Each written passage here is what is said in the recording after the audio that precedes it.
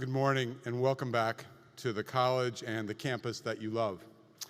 I am delighted that we're all here today to be able to honor Ron Brady, Sarah McMahon, Linda Nelson, Ellen Schuman, and Kate Stern. Before we get to this morning's very well-deserved honors, I want to take a little bit of time and share with you something of the life of the college this past year, as well as to touch on the 50th anniversary of Women at Bowdoin. Bowdoin remains a transformative educational experience for our students as it was when you were here. Different, of course, in so many ways, but service to the common good and an education that is centered on the ideas of the offer of the college remain at our core. Last Saturday morning, we conferred Bowdoin degrees on the class of 2022. It marked the conclusion of a year where we slowly saw the college begin to return to something that looked like normal. It was a joyous occasion. The quad was filled with smiles and hugs and a real sense of community, and of course, an immense sense of pride and accomplishment. The students had their college education profoundly shaped by the pandemic. This class dealt with all of the challenges of COVID-19, notwithstanding the disappointments, those challenges, and an experience that was very different from what they expected when they showed up to move into their first-year bricks on that day almost 4 years ago. But that said, they were amazing. As I said to them on Saturday, they supported one another, they took care of themselves, they dug deep to overcome everything they faced, they crafted their Bowdoin education and experience in spite of these challenges, and they were nothing short of magnificent in confronting what is truly an historic moment. And of course, they were supported in all of this by our faculty, our staff, our neighbors in Brunswick, by their parents, and by our alumni, all of you. We gathered in front of the chapel to congratulate Senior Alex Tyson as he was commissioned Second Lieutenant in the United States Marine Corps. And we were honored to have former Secretary of Defense William Cohen, class of '62, at the ceremony. We celebrated the first Thrive class of more than 70 students who earned their Bowdoin degree. And we remembered 3 students in this class whom we lost. Henry Zeitlow, who died after his first semester here, and Theodore Danzig and Finnegan Woodruff, who died just 17 days apart last fall. Theo and Finn had both completed enough credits to graduate. Each did so cum laude, and Theo was elected Phi Beta Kappa posthumously. It was a sad and also a special moment at commencement. And as always, graduation was a culmination of a year of progress and of achievement. This last year, Bowdoin students were once again honored with major academic prizes.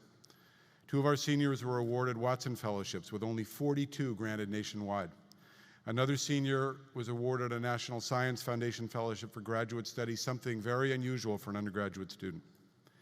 For the first time, all of our Goldwater finalists, 4 juniors, were awarded the prestigious scholarship for their promise in natural sciences, engineering, and math. And Bowdoin continued to lead the nation in the number of students receiving Fulbright grants at a baccalaureate institution. And there were many, many more examples of this. In March, our students traveled on alternative spring break trips to Arizona, to Florida, to Appalachia, to New York City, Philadelphia, Puerto Rico, and rural Maine, to learn about issues like immigration, access to housing and social services, environmental racism, agricultural sustainability, digital literacy, and many other issues, and about how it is they can go about making real change. And beyond spring break, students continue to live the common good and serve in a multitude of ways, with devoting more than 40,000 hours of direct service over the year here in town, in Maine, across the country, and around the world. As you know well, our success starts with our faculty. They lead our students, as they always have, through 4 years of rigorous inquiry, discovery, collaboration. They set the standards for excellence to define the academic program, and in the process, they cultivate strong personal connections and are at the center of our great liberal arts education. They published books, produced compelling works of art, theater, and music, and they served as authorities for the media on subjects that range from the war in Ukraine to China-Russia relations, to the challenges of teaching during a pandemic, incentives for innovation, the intersection of consumer behavior and politics, environmental injustices during World War II, cancel culture, educating for democracy, and Maine's role in slavery, among many others. And one of our scientists had her research featured on the cover of Science magazine, perhaps the most prestigious scientific journal in the country. Among the many awards collected by Bowdoin faculty this year were fellowships and grants from NASA, the National Endowments for the Arts, the National Institutes of Health, the National Science Foundation, and the Claremont Institute, among others. And like every other year, we added a handful of great young faculty, teachers, and scholars. Bowdoin remains a college where the very best want to come to do their research and to teach our students. It's also been another robust year for jobs for our students, and Bowdoin alumni continue to be a critical foundation for internships and jobs for our graduating seniors. Over the last few years, we've reimagined career planning at Bowdoin with an entry to exit philosophy and a view that we have a responsibility to help every student prepare themselves to land that first job. And this effort has many components: great staff, relationships with employers in many sectors, funding for unpaid internships, and deep alumni engagement. The centerpiece is our sophomore boot camp, which has had its third year this past February and is now required of all sophomores.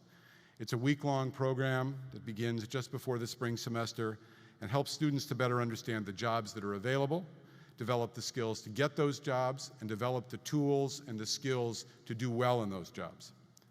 And central to this program is the more than 300 alumni and parents who volunteered their time to engage with our students in a variety of ways.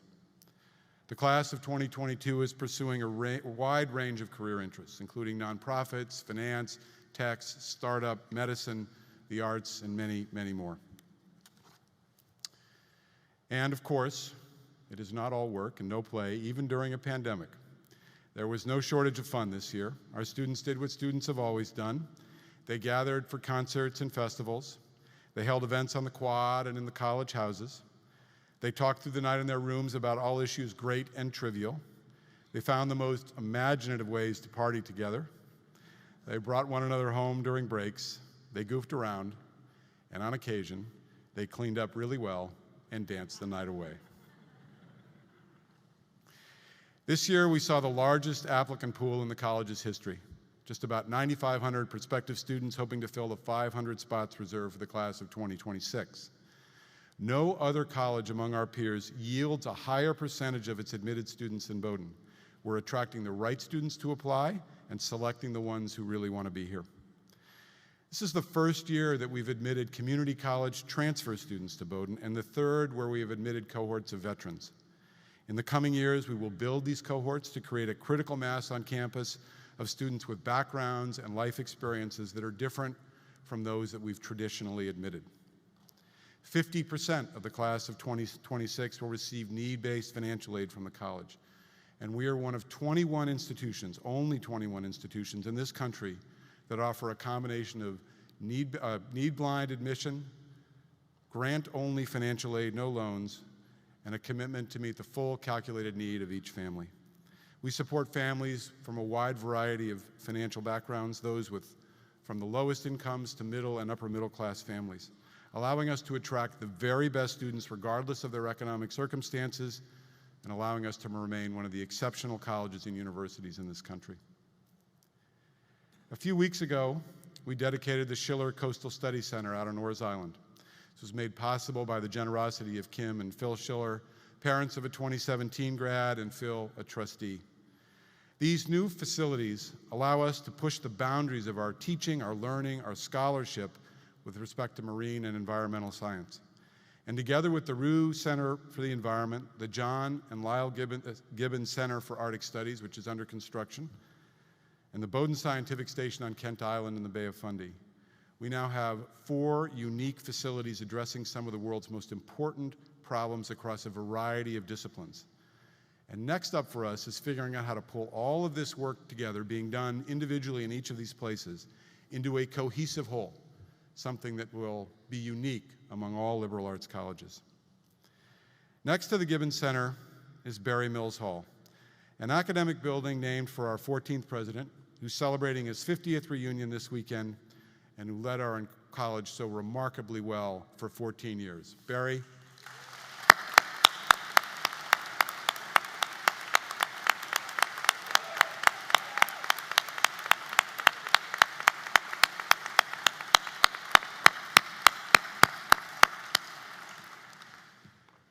Both of these buildings, where Dayton Arena used to sit, will be finished next year and opened at some time next year.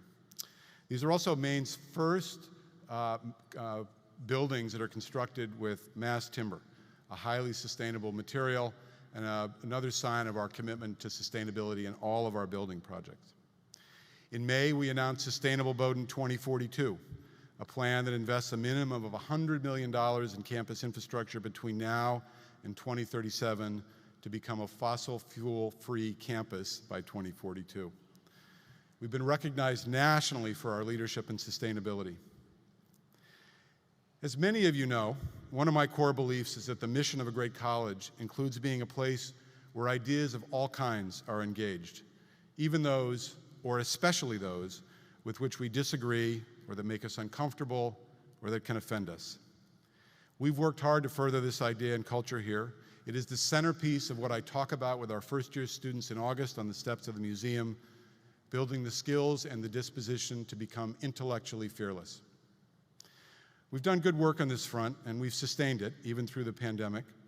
Over the last several years, we've had speakers on campus like Arthur Brooks, Jason Riley, Larry Lindsay, Susan Collins, and others. These are folks I've invited to kind of seed the ground. And our students have invited a number of others. Our student affairs team has built programming to help develop the skills of engagement around difficult and charged issues. And Kate Stern, one of our honorands, I'm pointing over here, I hope Kate's there, has been at the center of helping to drive this effort. This year we had Arthur Brooks back this semester, and we had 2 students who asked for and received funding from student government to attend the CPAC conference, the Conservative Political Action Conference that takes place every year. That said, this work is getting much, much harder given all that is going on beyond our campus. The resistance in society more generally to engaging with ideas that are different from ours continues to increase unabated, to the point where we now have state legislators dictating what can be taught based on what offends their sensibilities. But we're going to keep at this work here, and I am confident we will continue to build a culture of intellectual fearlessness.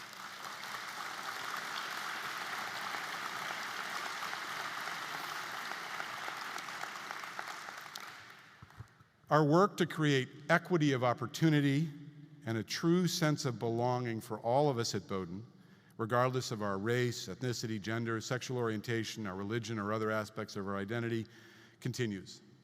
And as I've shared with you in writing on a number of occasions over the last 2 years, this effort is ongoing across the college and is anchored by 3 pillars of work. The first is our effort to provide training for the community on the realities of the inequity of opportunities that exist based on identity, starting with race, but extending to other identities.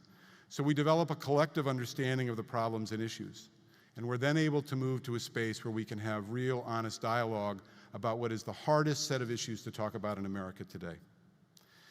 Second, we're examining as a college our policies, our practices, and behaviors to ensure that we eliminate barriers to equity of opportunity and to belonging.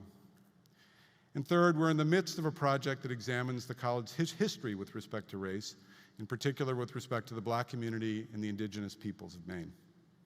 Once the history is ready, sometime this fall, it will be made available to the entire community, and we'll move to the second phase.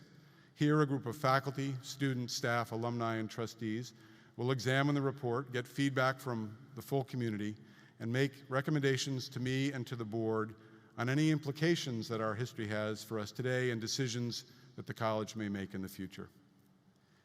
This year, we announced the creation of 4 new endowed chairs for scholars and artists from across academic spectrum whose teaching and research will address race, racism, and racial justice on an interdisciplinary basis, with a particular focus on the challenges, histories, and cultures of the Black communities in the Americas.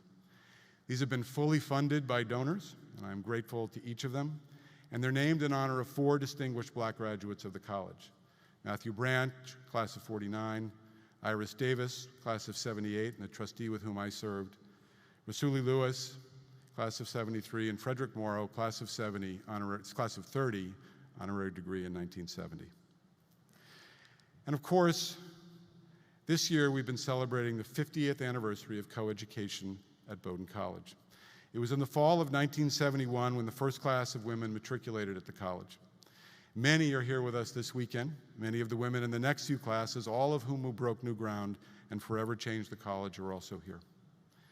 This is not change that came easily to the college. It was not done in one fell swoop or in a straight line. There was resistance from some quarters. The campus wasn't fully prepared, either physically or psychologically, for the arrival of classes with large numbers of women. Change was, it is, hard, even under the best of circumstances. But the college was committed to this. It moved ahead. It invested and adapted, and the women who were here persevered and required of us that we be better. And so we have become, not perfect, but much better. Today, over half of our students are women. More than half of our faculty are women. Of the 21 trustees appointed since 2015, 11 are women, with 40% of the board now comprised of women. And 2 of our last 3 board chairs are women.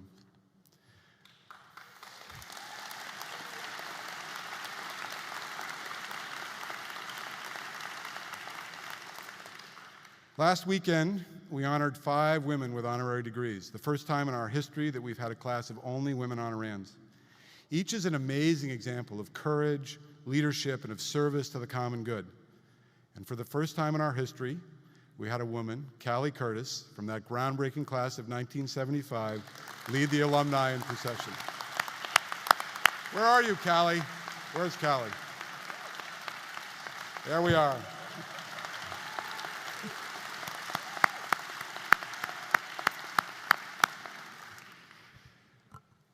Our From Here comprehensive campaign that we launched in February of 2020 with the goal of raising $500 million is going exceptionally well, thanks to you. The campaign's core goals are to make 3 promises tangible to our students. The promise of broad and full access to the Bowdoin experience, the promise of a transformative education, and the promise of that first job that will open a life of work for success and satisfaction. Today, the campaign stands at $433 million, 87% of our goal, from over 16,000 donors, and we have 2 years left. I freak out the development people when I say this, but I look forward to working with many of you to close out the campaign, or at least to get to the $500 million goal before I step down next year. Now let me touch on my decision to step down as president a year from now on June 30, 2023. Was that applause? Someone? That was Julianne, I think. This was a very hard decision for Julianne and me. We love the college and the many great relationships that we have built here with faculty, staff, students, parents, friends from the community, and with so many of our alumni, all of you, are very, very special to us. The idea of leaving is heart-wrenching for us, but this is the right decision for Bowdoin. Every president, every leader has the important responsibility of determining when the time is right. Bowdoin is stronger today than it has ever been across every dimension, and so as I took stock this year of what we've accomplished together and where we are, it became clear to me that it's time again to take a long view of the opportunities and the challenges for the college, to begin to chart that path forward, and then to move down that path. And this is the right moment for a new leader. That said, I'm not going anywhere for a year. I look forward to doing the work ahead and to spending as much time as I can with as many of you as I can over the course of the next year. I'd now like to take a moment to recognize and to honor our 3 50th reunion classes. This group of classes, all of you, 70, 71, and 72, you saw changes on campus, in society, and around the world that were remarkable. You arrived at Bowdoin in formal attire. You were required to attend chapel services and lived in all-male dorms. You left with long hair, in jeans. Women had become part of Bowdoin. And you graduated into a much more complicated world. Your shared experiences, including sharply divided views on the Vietnam War, the bombing in Cambodia, and there was the vote to go on strike in the spring of 1970 after Kent State. Your classes proudly shared milestones such as the first woman to receive an undergraduate degree from Bowdoin, the late Susan Jacobson, in 1971. You ushered in an era of coeducation. And within your classes are the origins of the Afro-American Society as students pressed the college to meet targets for diversifying the student body and the faculty. And your classes were powerhouses on athletic fronts as well, providing memorable seasons in basketball, hockey, and football, to name a few. So for you, the 3 50th reunion classes here, here's a short trip down memory lane.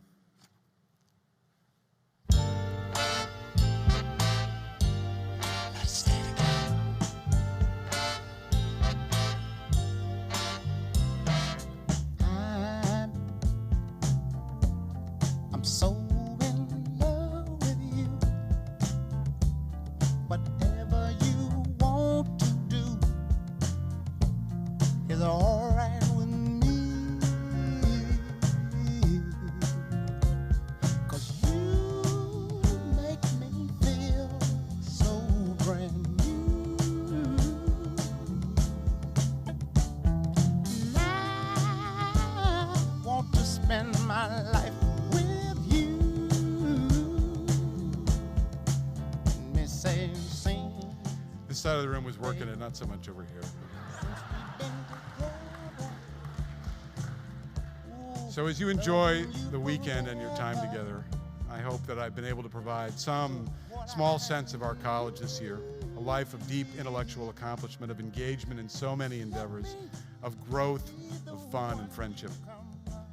Bowdoin is one of the handful of exceptional colleges and universities in this country. We provide a comprehensive and rigorous education. We teach our students how to think, not what to think, and we prepare them for a life of success and satisfaction. We also make sure that any student who earns a spot here is able to come regardless of their economic circumstances, which is both a core value for us and a critical component to remaining an exceptional college. All of this is possible only because of you, because of your remarkable devotion to our college. For over 200 years, Bowdoin has been changing lives, and we will continue to do so for the next 200 years. Thank you for all that you do for the college that you love.